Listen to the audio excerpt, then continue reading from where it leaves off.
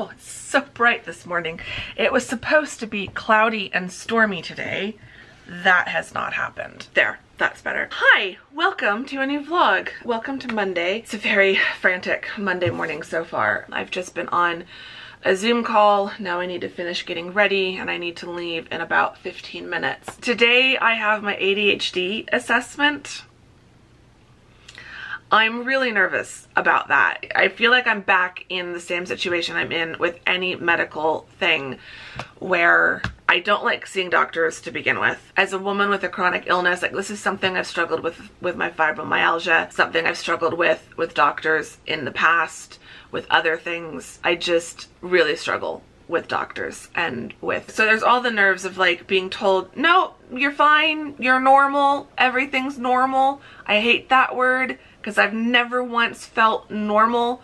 I'm like, no, I know normal people. They don't feel how I feel. So there's always that fear that they'll try to tell me that there's absolutely nothing wrong. So I've got a 30-minute assessment scheduled at 10:30, and then at 11 I go in to see the doctor for the consultation and like going over the assessment. I've filled out all of the forms. I know I scored high on a lot of those surveys, that there were a number of different ones. Not all of them were for ADHD, and I scored high on most of them. So I'm not sure what that means. So I'm curious, I'm interested, but I'm also really, really nervous.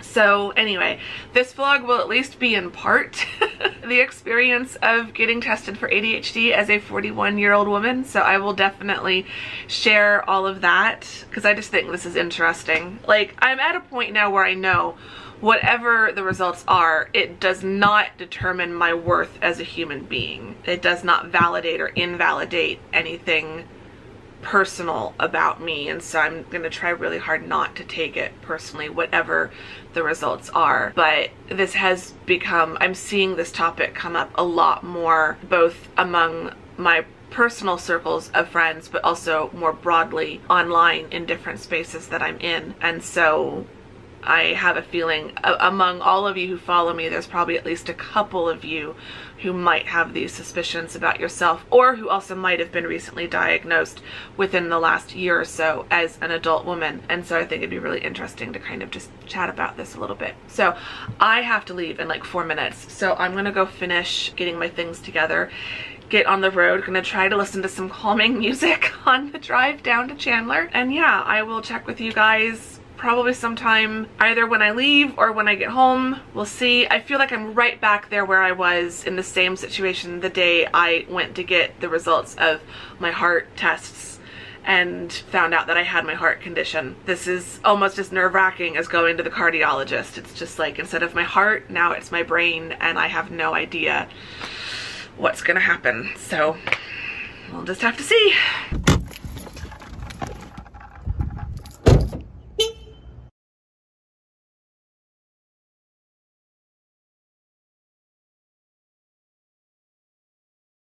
Okay, I'm gonna try to film this a third time.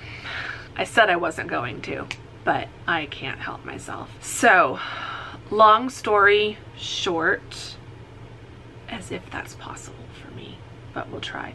Long story short, how did it go at the appointment today? It went fine.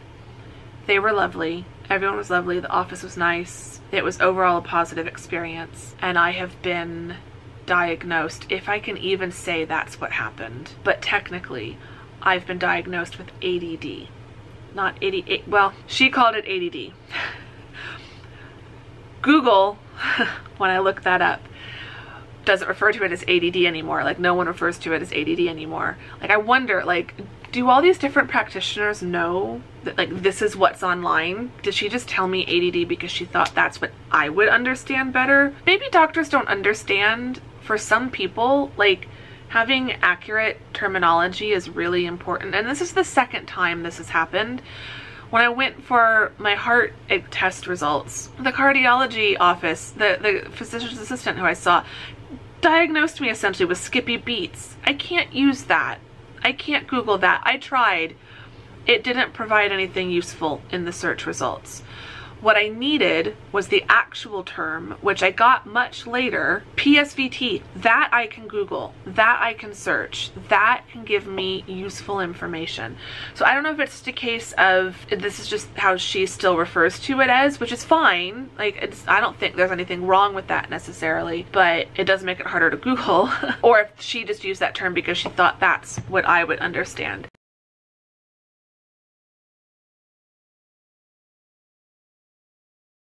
And yet again, it was a second time of a doctor not just coming out and saying, you have this.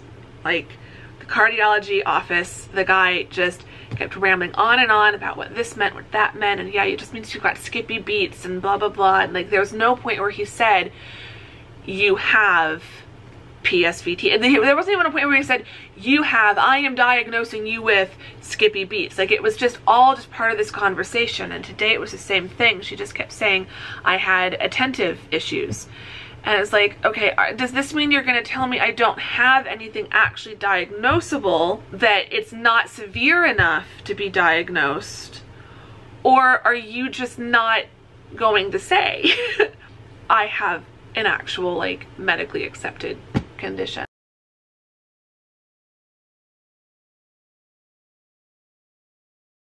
So that was a little bit frustrating, but yes, long story short, I've been diagnosed with ADD, everything but the hyperactivity. But now we've got to switch to the short story long version. So if all you wanted to know is if I was diagnosed with something, yes, I have ADD, aka inattentive ADHD. Once I got there and I checked in, the first thing they did, the first part of the appointment today, was what is called a QB test. That was difficult, much harder than I thought it was going to be. So basically what the QB test is they put a like headband on with this little like ball sensor receiver that connects to something mounted on the wall a certain distance away from you. And you've got to sit a certain distance away so that it can read. The way that they got me set up made me feel like I had to move as little as possible or it might invalidate some of the results. So I didn't want to move too much. Then on a laptop screen, they flash up a series of images pretty much at 1 second intervals over the course of 20 minutes was the length of mine. Online, they say it can be 15 to 20 minutes. So mine was 20 minutes. The longest 20 minutes of my life. You do not realize how long 20 minutes lasts until it gets reduced to 1 second intervals.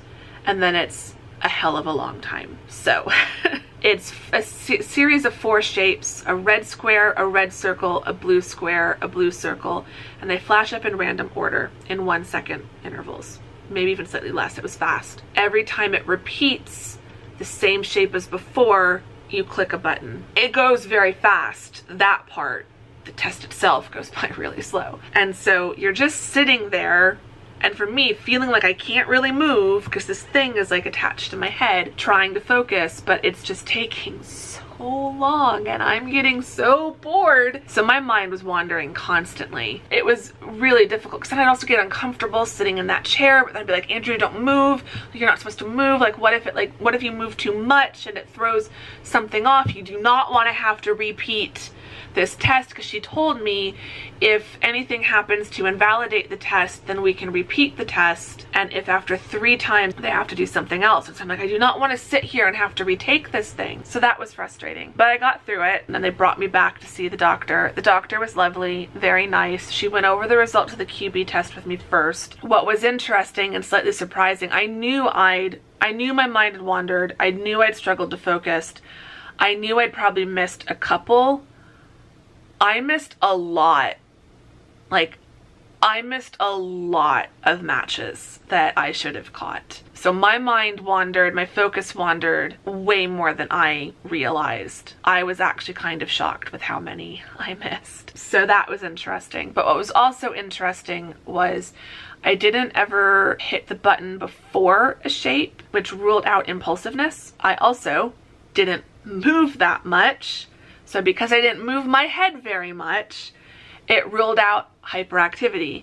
And so I'm now wondering, did it not declare me as hyperactive because I was compensating and just not moving, or if I was truly hyperactive, would I not have been able to resist moving at all? Like, am I just good at covering my hyperactivity, or am I truly just not hyperactive? I don't know. But we went over a ton of stuff. I mean, we talked about all the symptoms. She brought up a lot of different things first. We talked about those, and then I showed her the list of symptoms I had written up beforehand. But yeah, ultimately, ADD, which could also be referred to as inattentive ADHD, is where I'm at now. And she did mention medication. I am considering that, and she mentioned the specific one that she would want to start me on, so I do have that to research. I'm on the fence. There are pros and cons to medication. I'm not opposed to it. I want to do my research and really understand the medication before I decide whether or not to take something, because I don't want to take it. I don't want something to make my attention better but cause other things to be worse, if that makes sense. So the way I see it, one of the reasons kind of to not try anything is I've been living with this for 41 years. I've had these symptoms, these particular, you know, this great range of symptoms I've had my entire life. I don't remember a time where my mind didn't wander, where I didn't struggle to follow a conversation, where I didn't have to work really hard to focus, where I wasn't like really having to work through these symptoms and cover them up and hide them. It's always been very exhausting, and I'm sure that's part of the fatigue that I feel, and part of it is fibromyalgia. And it's interesting, I also want to research. I saw a couple of you guys have mentioned in the comments on previous videos that there's apparently some growing research on a connection between fibromyalgia and ADHD. And so it wouldn't surprise me if they're all connected somehow, or if they at least impact each other somehow. So yes, she did mention medication. I am going to research that, but I haven't made a decision, and I really am on the fence. I'm 50-50. It could go either way. But yeah, that was everything in the office, and it went fine. Since being home, I've not been able to stop thinking about it. It's been a lot more to process than I initially thought it would be. I got a little emotional on the car ride home just thinking about what this might have meant if I'd known when I was younger. Even if I'd known like at the start of grad school, it might have been different. You know, I don't know that it can, I don't feel like it's worth it that much to think, oh, what if I'd been diagnosed when I was 8? I would have been the late 80s. I mean, there still is a stigma against ADD, ADHD, all kinds of neurodiverse conditions. Neurodiversity in general is still stigmatized, but it's gotten better. Whereas in the 80s, I feel like, I mean, I knew kids who had ADD and ADHD in school. Our classmates, we didn't really treat each other differently or meanly because of it. I don't think we cared as much, but I remember seeing those kids get treated differently by teachers and administrators.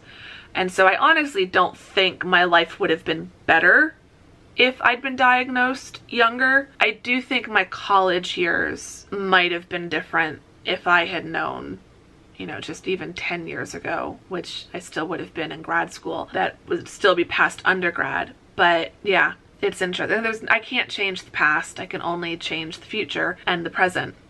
But it still was just, it made things like my experience in like math and science classes in high school just made me a little bit sad, because I beat myself up a lot when I was in high school. I felt very stupid. And I didn't understand how I could do so well in some subjects, the subjects I really enjoyed and had a natural aptitude for, and do so poorly in other subjects I didn't have a natural aptitude for, and the subjects in which teachers didn't do anything to help me with my focus and attentive issues. So now I know for sure, like it was not my fault, and my heart breaks a little bit for teenage me, because she thought she was the problem, that it was just something inherent in her and not just that her brain was wired differently. That makes me sad, because I look back and I really beat myself up and felt bad about how poorly I did at times, and that's just sad. It didn't have to be that way. But, you know, again, if I had known, you know, the way that we treat neurodiversity as medicalized conditions, you know, the way we pathologize things rather than normalizing them. It's just, maybe there isn't just one way a brain can be wired, and there's nothing wrong if yours is wired differently. Yeah, I don't know. I don't know how. I think things would have been different if I had been diagnosed younger, but I don't think it would be better. So my heart breaks a little bit for teenage me, but I also don't regret that I didn't get diagnosed sooner, because I honestly don't think it would have made that much of a positive difference. Whereas I feel like now at 41, I'm better equipped to accept that this is just the way my brain is. And so again, that then brings me back to the question of, do I try a medication or not? Do I feel like it's that debilitating that it's worth trying a medication when I've been living with it for so long, and when at this point I'm actually fairly comfortable and I've learned how to deal with it? And I feel like I would like to now do some more specific research, not just on the medication options and what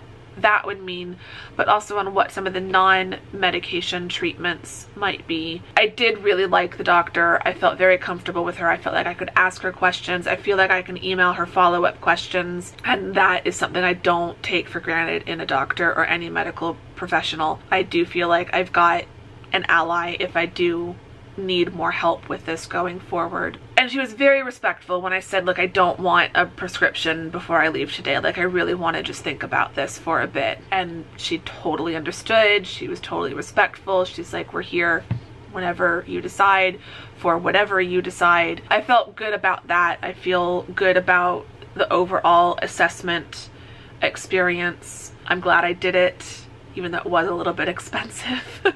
It was worth it. Now I just have to kind of finish processing it and see what I want. Anyway, I've now talked for 20 minutes a third time, so I really am going to stop this time. I'm going to get to work. I need to edit and I need to write today, and it is 4 o'clock now. Yeah, just bang on 4 o'clock. So I need to get some work done today so I don't feel totally terrible about not accomplishing anything. And I will check with you guys once I have a editing and writing update.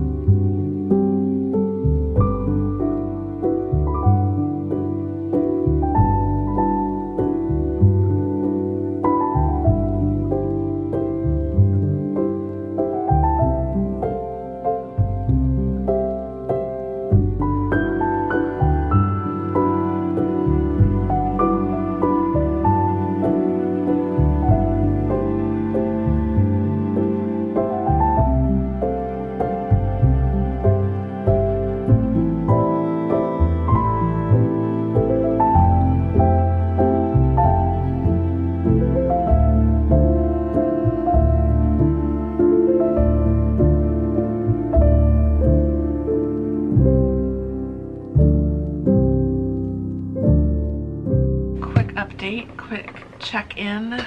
I'm done with, I spent longer on that than I thought. I'm done editing for the day. That much closer to being able to send it to beta readers. I think it's a bit optimistic to think I was going to send it to them by Wednesday, but maybe by the end of the week. It's getting there. Basically where I'm at is I have finished all of the like big notes. I'm now going back and reworking chapter 1 because it was just a little bit long, took a little bit too long to get like to the main action. So I'm condensing chapter 1 and doing a quick proofread, like copy edit of that, and then I'll go through and do a quick read through / copy edit of all the other chapters, fix any major continuity errors that have popped up, and then I'll send it off to betas. There are still little things that I'm working on with Independent Hearts too, but some of them feel like they're getting in towards line editing, and that's what I wanted to do once it's being sent out to the betas, or after I get it back from the betas. I'm only sending it to a couple more people, plus the people who've already read it, my alpha readers. They were pretty quick. I think the two new readers will also be pretty quick. I might just take a break for like a week while I wait for them to give me feedback, and then go in and start the line editing and then the copy editing after the beta readers have read. So yeah, it's getting there. I'm still pretty happy with it. I need to read back through it again. That might be what I do when I send it to the beta readers, is read it. I keep going back and forth. I feel like I'm just trying to do a really quick proofread, but I also worry that might take too long. So I might just send it to the beta readers without proofing it. I might just fix chapter 1. Then I could send it to them by Wednesday, which would be ideal. I'll just tell them they have to overlook the typos, because I know, having read through it myself, I know there are way more typos than I thought there were. But it's coming along. I'm trying not to drag it out. I am trying to just like get it done and not be too much of a perfectionist about all of this, which is why I'm now starting to lean towards just sending it to the betas, even though I haven't like fully proofread or copy edited it. I am feeling better. I'm feeling calmer. Oh, I still have one more sip. That was good. I'm feeling better and calmer. I don't know. I'm also thinking I also feel like maybe I'm just putting it aside and not thinking about everything. On the one hand, it's really not that big of a deal, and it really doesn't change that much. On the other hand, it feels like it changes a lot. So I keep going back and forth between those two mindsets. I need to get back to the writing, or switch from editing to writing. So I've opened up Real Romance again. Yesterday I got up to chapter 14. I'm about halfway through. Hopefully a little more than halfway through chapter 14. Hopefully I can keep chapter 14 to around 5,000-ish words, but I've already got 3,900 words in this chapter so far, so I'm not holding my breath that it'll come in under 5,000. I think I can get it under 6,000. I'd settle for 5,500. I'd settle for 5,500. So I'm gonna get writing. It's 5:34 in the evening. I'm gonna try to cut myself off at 6:30. I've not been successful with cutting myself off any of the previous days writing. So we'll see. Right now, I need to write. So that's what I'm gonna do.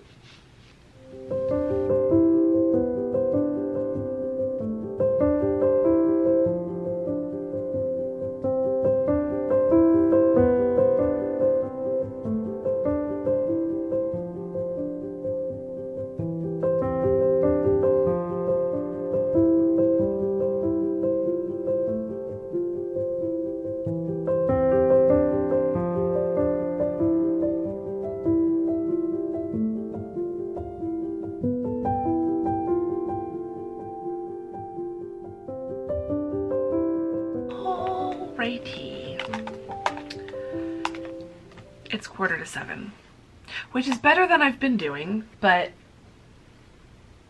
didn't I say I was going to stop at like 6:30? So I think so 15 minutes over, that's better.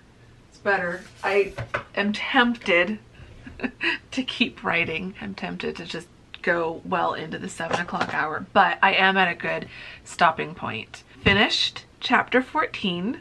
Very happy about that. And I came in at 5,544 words. So I'm happy with that. I will take that. That's a good number. And I'm really happy with what I wrote. I think I wrote a good scene. So I'm happy about that. And I did 1,566 words today. So my Camp Nano total is 46,134. I think even though we're down to just the last, what, like 6 days? Yeah, 6 days. If I keep doing my minimum 1,000 words a day, I'll be over 50,000 for the month, which is incredible. I really wasn't sure if I could do 50K in 1 month. like for a regular NaNoWriMo, like in November. I don't know if I could do it again in November. I don't know if I could do it with another project, like with a different project, or while teaching full-time. It's definitely been this kind of perfect storm, this perfect combination of just how much I love this project, but also not working full-time right now, just having the flexibility and freedom that the summer gives me. But yeah, I feel really good. I feel good about the next few chapters too. I'm feeling good about this project. And it's been a nice way to spend the afternoon. But yes, I do want to wrap this vlog up. I feel like it's gotten long and rambly enough, and I just want to go zone out and watch TV. But yeah, it's been a good day. I'm sticking with that. It's been a good day. It's just one more thing I have to process and make sense of for myself, but really it doesn't change a whole lot. It just gives me answers. I guess I just need to focus on that. It doesn't really change anything. It just gives me answers, helps me understand myself a little bit better, but it doesn't really change who I am. It was just really nice that she took so much time today. It really was a solid hour. That she took so much time today to really listen to me and listen to me talk about all the symptoms that I was, you know, that I had racked up in my head and all the reasons why I thought I had attention problems. I think the next couple days are just going to be a little bit weird as I just process the new the new information. Ultimately, I think it was a good day, and I'm happy with how things went. Now I'm gonna eat dinner. I don't know what, but I need to get something cooking before it gets any later. It's about 7 o'clock now. I'm gonna go do that, and I'm gonna find something to watch on TV. I have no idea what though. It might be a YouTube night, but I would like to try to watch something. So we'll see. But I hope you've enjoyed this vlog. I feel like it's been a bit of a weird one, but I also feel like you guys have been like on this journey with me. I've talked about wanting to make this appointment for a while now, and I'm sure at least a handful of you have your own ADHD or ADD diagnosis as well. So yeah, I know I'm not alone. But yeah, I hope you've enjoyed it. If you have, give it a thumbs up. That would make me feel better. Subscribe if you're not subscribed. This will not be a main topic or focus of this channel, but I probably will bring it up again if you're interested in what it's like when a 41-year-old gets diagnosed with inattentive ADHD, ADD, whatever you want to call it. That's gonna stick in my brain for a little while. Just what am I supposed to call it? She called it ADD. The internet calls it inattentive ADHD. I don't know. Does it matter? Can I just decide for myself what I want to call it? To be continued. But yeah, if you have made it this far in the vlog, I don't know what to ask you guys today. Let's just do a check-in. We haven't done one of those in a couple weeks, I feel like. Just let me know in the comments, how are you doing? What are you up to? What's new in your life? What do you have coming up that you're looking forward to? Give me some happy news or just some general updates in the comments if you've made it this far. If you don't feel like responding with a comment, you can leave me a coffee mug emoji. That'll be our emoji of the day. I will see you all very soon in the next vlog. Thank you very much for watching this one. Bye!